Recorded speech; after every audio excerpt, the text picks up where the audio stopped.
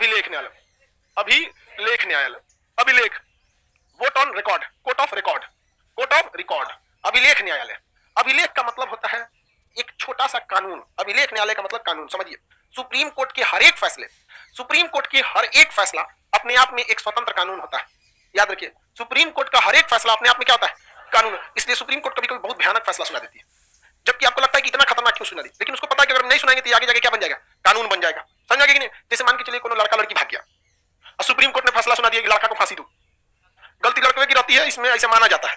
समझ गए? गलती तो दोनों की रहेगी, लेकिन माना जाता है। तो अगर सुप्रीम कोर्ट ने क्या सुना दिया? फांसी की सजा, तो वो क्या बन जाएगा? अभिलेख। अब उसके बाद जो भी भागेगा उसको क्या होगा? फांसी होगा। तो सुप्रीम कोर्ट का हर एक फैसला अपने आप में क्या है? कानून है, अपने आप में कानून है, कानून है। जैसे दिल्ली में एक मैटर हुआ था, एक बहुत बड़ी बिल्डिंग है, 40 तल्ले की, 2 बिल्डिंग, 40 तल्ले की कितनी बिल्डिंग? 2 बिल्डिंग। एक्चुअली में यहाँ पर दिल्ली यहाँ पे ना जो एमसीडी है, दिल्ली नगर निगम, वो यहाँ पार्क बनवाई थी। इसने ठेकेदार ने कुछ पैसा खिला के पार्क हटवा के जमीन लिखवा लिया और इस पे 40 तल्ले की बिल्डिंग बना दिया। चले गए सब जो पार्क, जो वहां के मोहल्ले वाले थे लोग सुप्रीम कोर्ट में कि पार्क में ही कैसे बना दिया।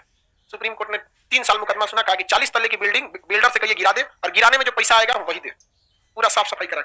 आप कहेंगे कि पार्क के चक्कर में ऐसा किया। जज की भी मजबूरी समझिए। अगर वो कह देता कि तुम ऐसा ही पार्क, इससे 100 गुना ज्यादा बड़ा पार्क बनाओ, तो अगले दिन दिल्ली के बिल्डर हर एक पार्क को कब्जाना चालू करते। सब कुछ पैसा देते, सब बिल्डिंग बनाया, हो गया 50 तल्ले की बिल्डिंग खड़ा कर दी। जब तक वो 3 साल तक मुकदमा चलेगा, इधर बिल्डिंग बन रही है, बन के तैयार। उसका वकील क्या कहेगा? बिल्डर का वकील, मिलॉर्ड हमारे बिल्डर से गलती हो गई, करोड़ों रुपए लगा के 60 तल्ले की बिल्डिंग खड़ा कर दी। 2020 का मैटर याद कीजिए, ऐसा ही एक मुकदमा आया था और आपने कहा था कि पार्क की जगह बना दिए, चलो तुम्हारा पैसा लॉस हुआ, एक काम करो तुम इससे 100 गुना बड़ा पार्क बनाओ। तो महाराज आप ही का न्यायालय अभिलेख होता है, वो एक रिकॉर्ड की तरह यूज होता है। हमारे भी बिल्डर के साथ नाइंसाफी क्यों? अगर उसके साथ ऐसा तो मेरे साथ ऐसा, दिल्ली का सारा पार्क खत्म कर देगा।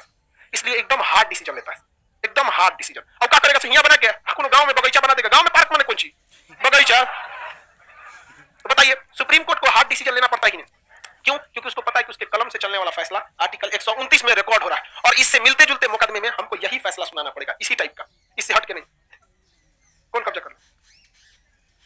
सुप्रीम कोर्ट अंदर अपने अंदर रख के क्या करता? पता चलता है दूसरा अभिलेख बन जाता है, जो मुकदमा होगा सब सुप्रीम कोर्ट रखेगा। जज बनेगी, कितना खतरनाक काम करेगी। सब हथिया लेगी।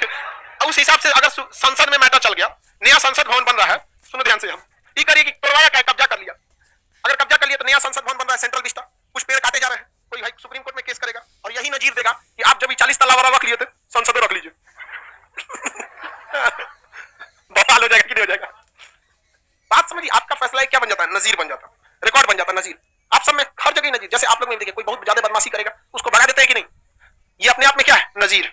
और देखिएगा उससे मिलता जुलता कौन बदमाशी करेगा, भगा देते हैं, भगाते हैं कि नहीं? क्योंकि वो क्या बन जाता है? अभिलेख। अभिलेख को उर्दू में हम कहते हैं नजीर। क्या कहते हैं? नजीर।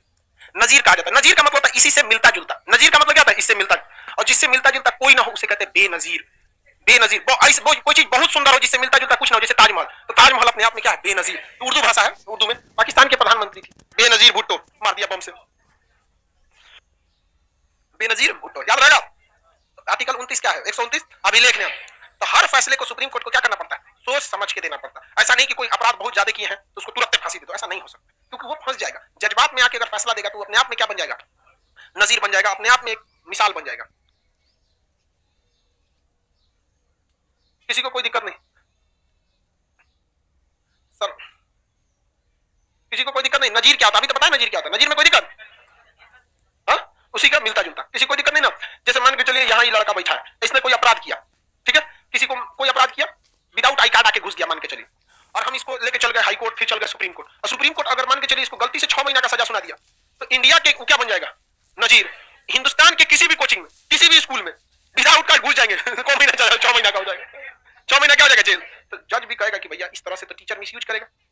किसी लड़के का गलती से छूट गया, अब क्लास में बैठ गया, अब गलती से मान के चलिए कोई गलती कर दिया तो टीचर डाल देगा उसको। तो सुप्रीम कोर्ट को भी पता है कि उसकी कलम से चलने वाला केवल फैसला नहीं है, सामने फैसला है और उसके पीछे क्या हो रहा है? रिकॉर्ड हो रहा है। इसलिए कह देगा कि इसके ऊपर 200 रुपया का जुर्माना लगाया जाए, ऐसे कह देगा कि कुल फीस का 10% जुर्माना लगा दिया जाए, इस टाइप का कुछ कह देता है। समझ गए कि नहीं? क्या देना पड़ जाएगा, और नहीं देता जेल कीजिए, इस टाइप का सजा सुना देता है।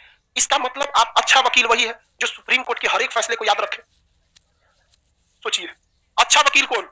जो सुप्रीम कोर्ट के सब फैसले को याद रखे, क्योंकि सब अपने आप में क्या है? नजीर। इसलिए किसी वकील के यहाँ जाइएगा ना तो उसके दीवार पे चारों अलमारी रहेगा और मोटका मोटका किताब रहेगा, और हर किताब पे ऐसे लिखल रहेगा 2018, बगल में एक और किताब रहेगा 2019, एक बगल में रहेगा 2020। मैंने हर किताबवा में सुप्रीम कोर्ट ने 2018 में जितना फैसला दिया सब उसमें लिखा है। तो मिलता जुलता देखता है, बताओ ऐसा हो गया, इसमें तो हमको फायदा होगा। वो किताब लेके चल जाता है, उसको मोड़ देता है, जज साहब को दिखाता है, माननीय जज साहब देखिए 1987 में सुप्रीम कोर्ट ने ऐसा फैसला दिया था, ऐसा फैसला दिया था, देखिए किताब, देखिए किताब।